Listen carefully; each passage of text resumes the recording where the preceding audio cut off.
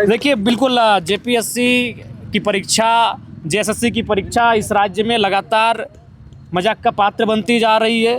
राज्य के दो बड़े आयोग, दो बड़े संस्थान जिनको जवाबदेही है, जिनकी जिम्मेदारी है इस राज्य के लाखों युवाओं के सपने को साकार करने के लिए परीक्षाएं आयोजन करने का, और वो लगातार कटघरे में आकर खड़ी हो जा रही है। हम लोग 2 दिन का अल्टीमेट देंगे, उसके बाद से हम लोग आंदोलन की तैयारी में लग जाएंगे। आज ही हम लोग बैठक करेंगे और आंदोलन की रूपरेखा को तैयार करेंगे। जी, जैसा कि सूचना आप सबों को भी मिली है कि इस बार के 14वीं जेपीएससी में कई त्रुटियां सामने आ रही हैं, जिनमें पहली त्रुटि है एक कार्बन कॉपी ओएमआर शीट की है, जिस पर अभ्यर्थी ने मात्र 48 आंसर को ही टिक किया है, यानी गोल घेरा किया। उसके बाद भी अगले राउंड के लिए उनका नाम चयन में है, उनके नाम का रिजल्ट प्रकाशित हुआ है।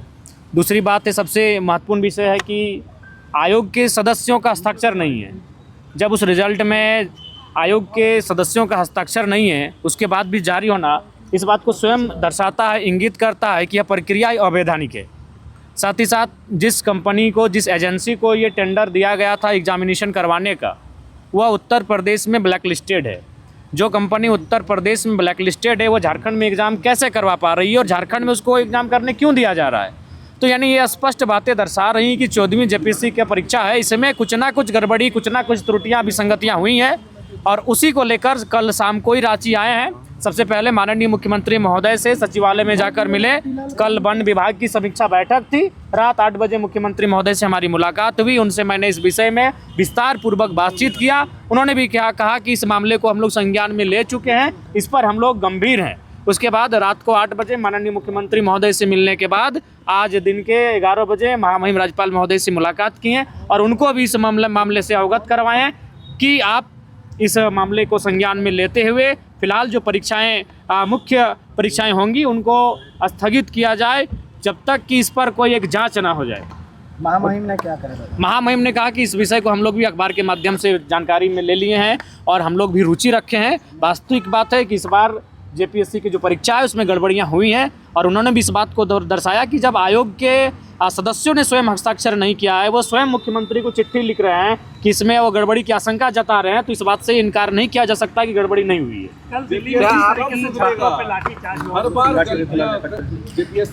देखिए, बिल्कुल जेपीएससी की परीक्षा, जेएसएससी की परीक्षा इस राज्य में लगातार मजाक का पात्र बनती जा रही है।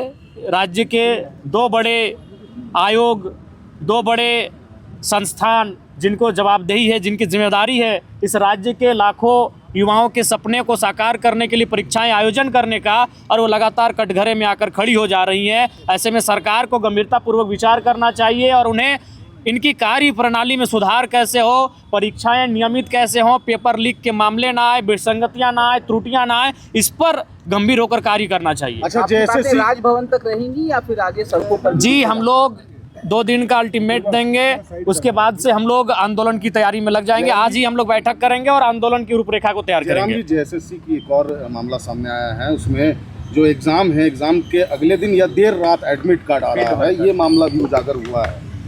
जी, ये भी चिंता का विषय है।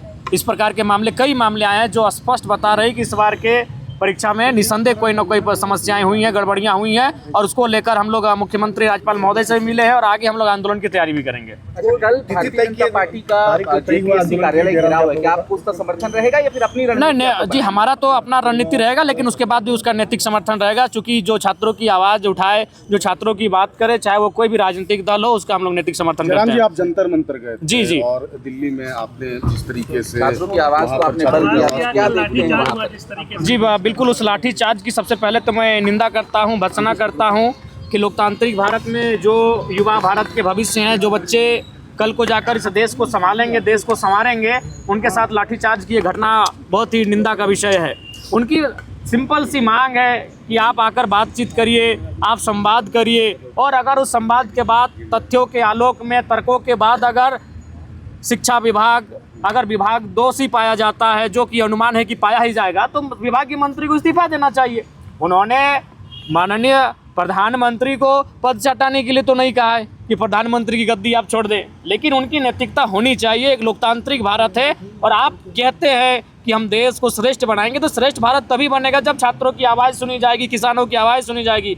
उनके पास इतना समय है कि वो 7 समंदर पार चले गए मेलोडी की टोपी लेकर, लेकिन उनके पास इतना समय नहीं है कि उनके संसद भवन से, उन प्रधानमंत्री आवास से 7 मिनट की दूरी पर एक जूस का बोतल लेकर चले जाते, एक जूस की गिलास लेकर चले जाते। तो आप ये दर्शा रहे हैं कि आप कितना गंभीर है राज्य को लेकर, कितना गंभीर है इस देश को लेकर।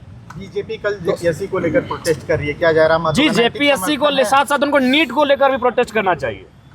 भारतीय जनता पार्टी को मैं कहना चाहूंगा कि जेपीएससी के साथ साथ उन्हें नीट की परीक्षा को लेकर भी प्रोटेस्ट करना चाहिए। अपनी ही सरकार के खिलाफ बात करने से आप गुनहगार नहीं हो जाएंगे, लोकतांत्रिक बल्कि लोकतंत्र का एक सुंदर संदेश जाएगा कि स्वयं झारखंड की इकाई ने प्रधानमंत्री को कहा कि आप नीट में जो गड़बड़ी है उस पर जाकर संवाद करें। ये बड़ा बढ़िया सुंदर संदेश जाएगा। जयराम जी, 5 दिन बाद जेपीएससी मेंस की परीक्षा है, सेंटर शेड्यूल किए गए हैं, 2 जुलाई को परीक्षा पीटी की रिजल्ट देती है। क्या लगता है कि इसमें आप लोग देर नहीं कर दिए? देखिए, बिल्कुल हम लोग शुरू में ही आए थे जब मामला सुने, देवेंद्र जी के नेतृत्व में रांची में कार्यक्रम भी हुआ, और इसीलिए ये चाहते हैं कि आंदोलन ना हो, ये चाहते हैं कि गड़बड़ियों पे पर्दा दिया जाए, उसको पर्दे में रखा जाए। इसीलिए मात्र 15 दिनों में मुख्य परीक्षा का आयोजन किया जा रहा है, जबकि कम से कम उन्हें तैयारी करने के लिए 45 दिन का समय मिलना चाहिए।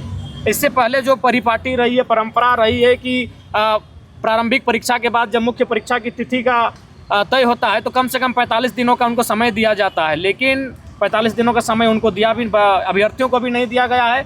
आनंद फानन में परीक्षाएं आयोजित करके ये चाहते हैं कि इसको मतलब रास्ते से हटा दिया जाए विवाद को। मुख्यमंत्री ने पत्र लिखकर बोला है कि जनप्रतिनिधियों का जो है अधिकारी जवाब नहीं देते, नहीं सुनते। आपके साथ भी ऐसा है कि किसी अधिकारी को पत्र लिखे या कॉल किए, रिप्लाई नहीं कर रहे? ना, होता है, बिल्कुल सही बात है। कई पदाधिकारी हैं जो जिले स्तरीय हैं, राज्य स्तरीय पदाधिकारी हैं जो आपको उचित ठीक से आपसे बातचीत नहीं कर पाते हैं, ठीक से आपके बातों को संज्ञान में नहीं लेते हैं। तो है ब्यूरोक्रेसी की जो व्यवस्था है, नौकरशाह जो है माननीय मुख्यमंत्री जी के नेतृत्व में, कहीं ना कहीं उसमें पारदर्शिता का अभाव है, उनमें उदासीनता दिख रही है और अपने कर्तव्य को लेकर अडिग नहीं है।